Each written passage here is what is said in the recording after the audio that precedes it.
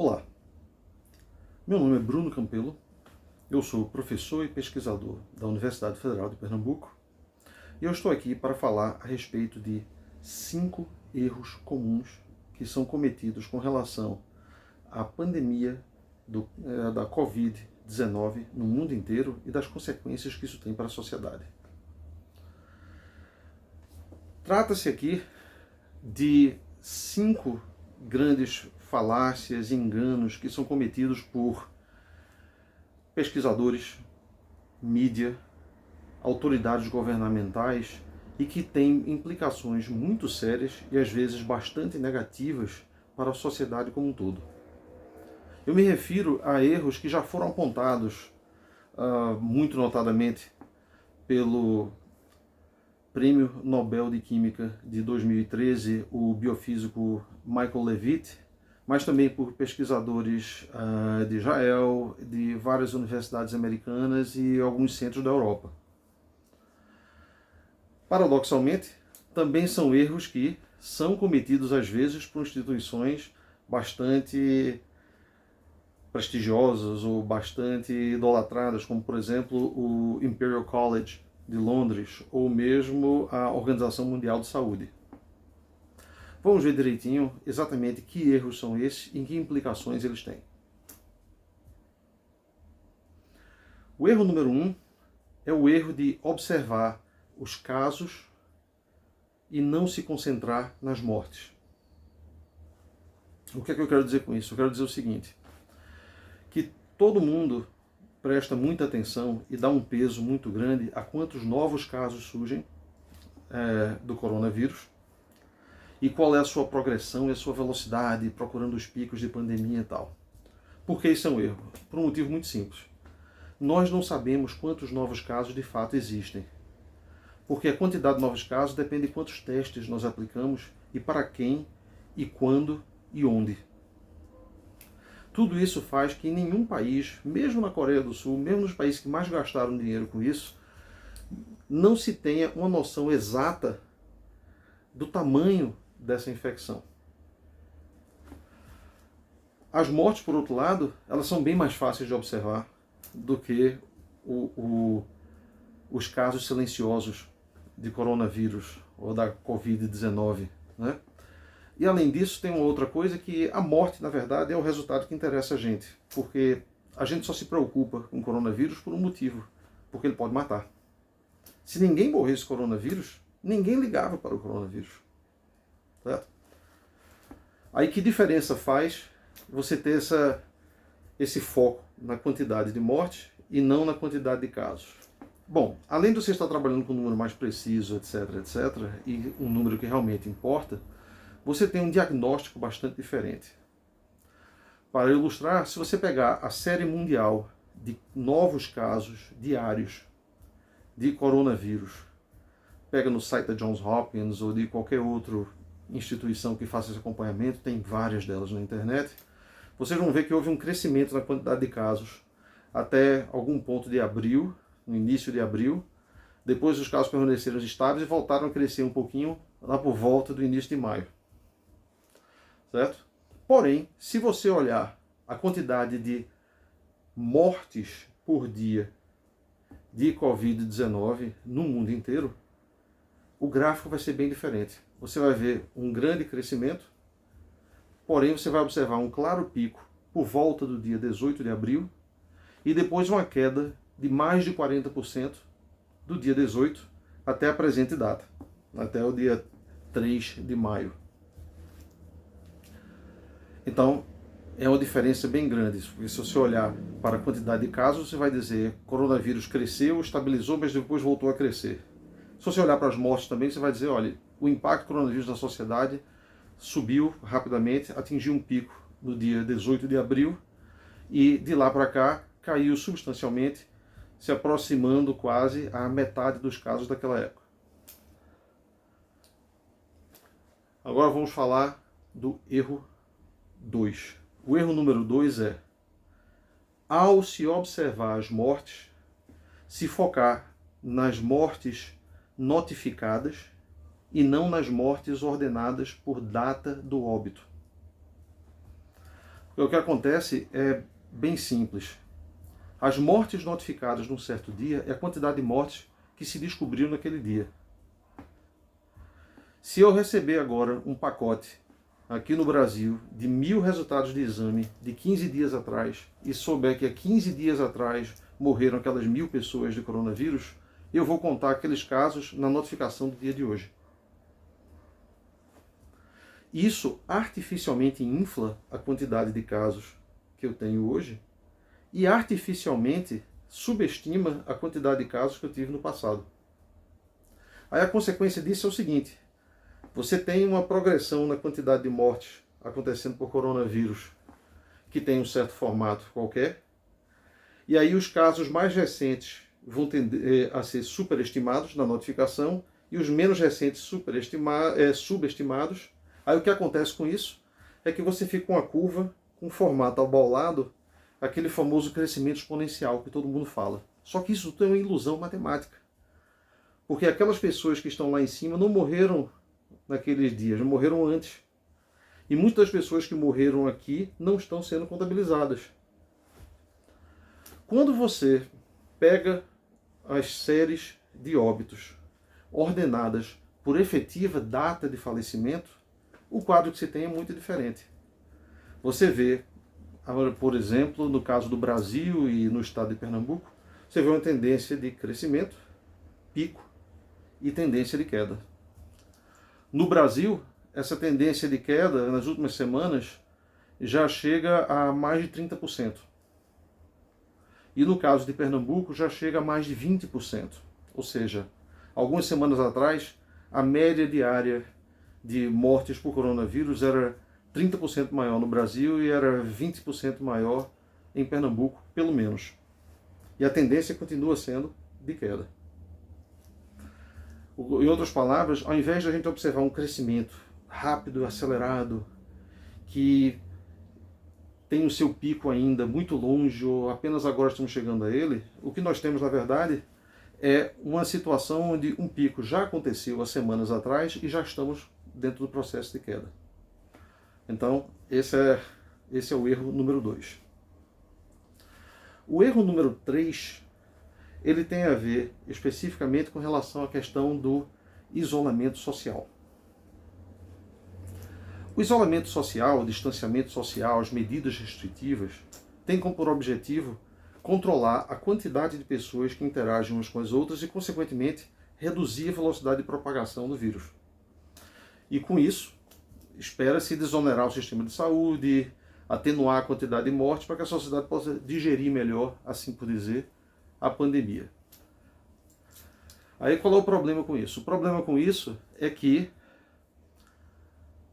este vírus é altamente contagioso, mas muito, muito, muito contagioso. E quando isso acontece, a mínima quantidade de pessoas que estejam nas ruas é o suficiente para garantir que toda a sociedade será exposta ao vírus. Na verdade, mesmo que você botasse o exército para manter todo mundo dentro de casa, o próprio exército seria o vetor do vírus. Porque esse é um nível de contágio que se está falando. Aí, consequentemente, as medidas de isolamento não contêm, de fato, a propagação da doença. E ainda pode piorar a situação, na verdade. Porque se você não contém a doença, quando ela atinge aproximadamente 70% da população, você tem a chamada imunização de rebanho. E aí a doença começa a desaparecer porque ela não tem mais para onde propagar. Se você pegar as pessoas mais vulneráveis e isolar estas pessoas e deixar o vírus correr no resto da sociedade, quando a imunização de rebanho vier e o vírus começar a desaparecer e eventualmente sumir da sociedade, você pode depois soltar as pessoas que você tinha colocado no isolamento e elas vão poder circular com segurança na sociedade porque a imunização de rebanho cuidou do assunto. Quando se faz o isolamento social, o distanciamento social, essas medidas restritivas diversas, esse processo ele é atrasado. Aí, consequentemente, você pode, na verdade, ter mais mortes e mais mortes das pessoas mais vulneráveis. Isso fica claro se você pegar os dados brasileiros. Se você pegar aqueles dados da empresa Inloco, que acompanha os níveis de isolamento social em todo o país através de movimentação de celulares usando informação de GPS. Aí eles têm aquele índice de isolamento social. Se você comparar a evolução do isolamento social com o passar do tempo, e você comparar isso com a quantidade de mortes com o passar do tempo, vai se descobrir algumas coisas bem interessantes. Uma delas é que a quantidade de isolamento social num dia, ela se associa com a quantidade de mortes 27 dias depois, para o caso brasileiro. Só que não é mais isolamento, menos mortes. É o contrário, é mais isolamento, mais mortes. Se você pegar o estado de Pernambuco, que tive acesso através do boletim oficial que sai na internet, você encontra algo parecido. Só que aqui é 29 dias depois. Mas ainda aquela correlação positiva. Certo? E no caso da região metropolitana de Recife, se você relacionar os índices de isolamento da região metropolitana com as filas em UTIs, você vai encontrar a mesma correlação positiva. Só que 44, 45 dias depois. Esse é o impacto. O que você não encontra em nenhum desses dados, e eu desafio qualquer pessoa a achar, é qualquer evidência de que mais isolamento social levou a menos mortes por coronavírus. Certo? Isso simplesmente não acontece, segundo os dados.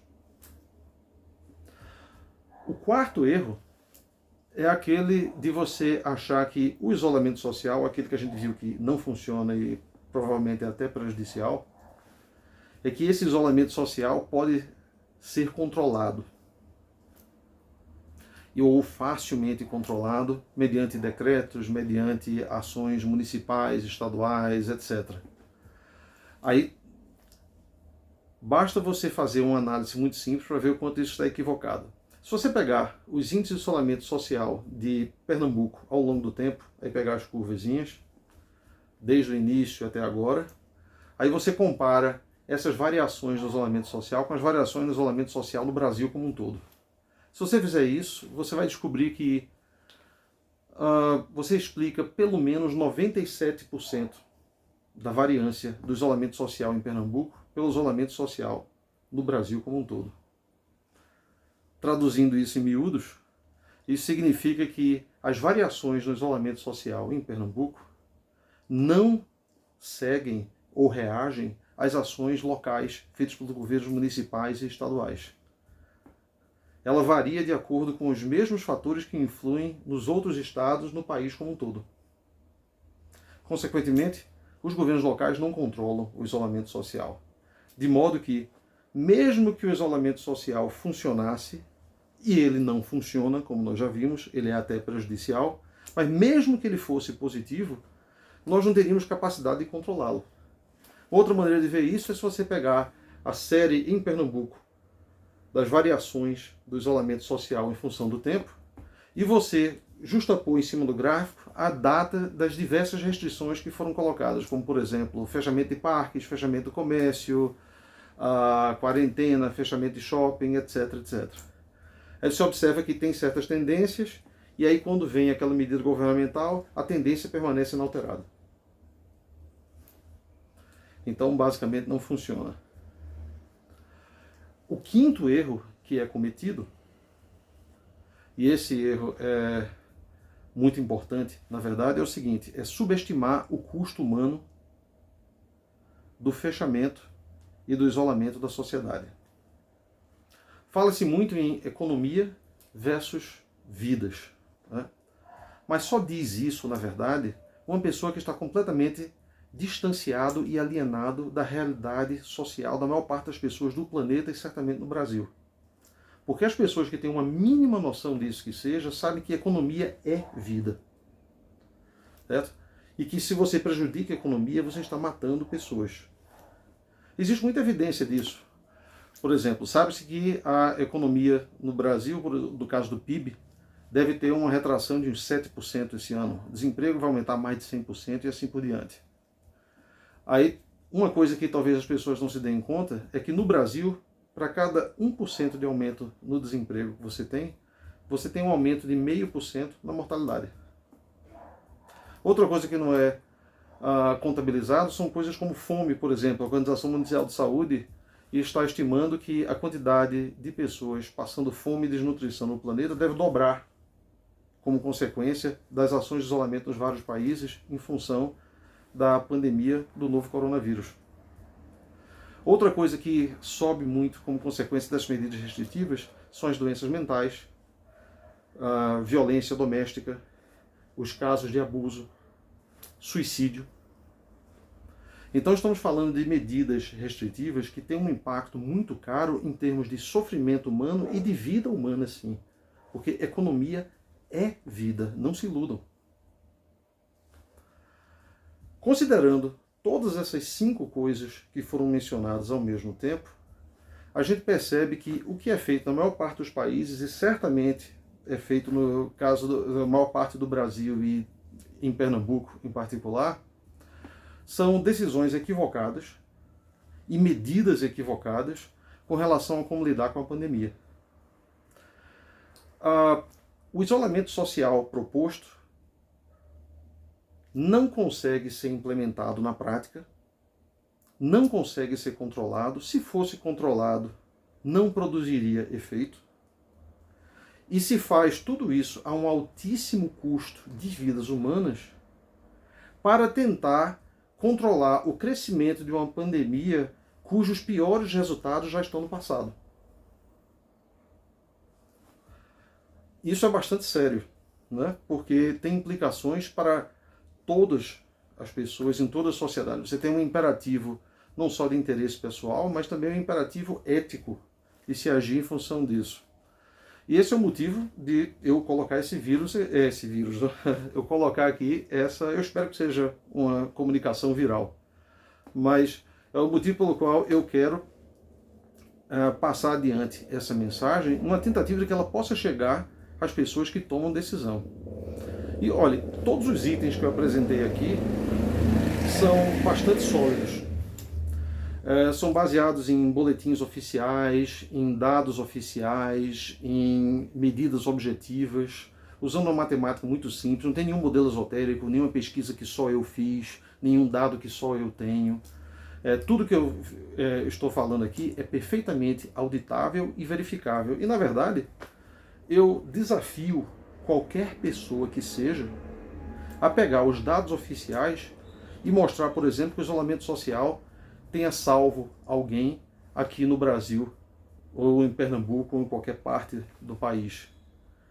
Ou que essa pandemia já não tenha passado pelo seu pico. Eu desafio qualquer um a mostrar isso. Agora, claro, desafio da maneira certa. A pessoa tem que usar só dados oficiais. A pessoa não pode comparar como a pandemia está de acordo com a expectativa que essa mesma pessoa tinha. E aí a previsão sempre vai dar certo. Aí você vai dizer, eu esperava que tinha 1 milhão de pessoas que fossem morrer, como só morreu 100 mil, salvamos 900 mil vidas. Isso é ridículo. O que você tem que mostrar é que a intensidade das medidas realizadas se associou a uma diminuição na intensidade das mortes, por exemplo. Aí você pode dizer que você salvou vidas.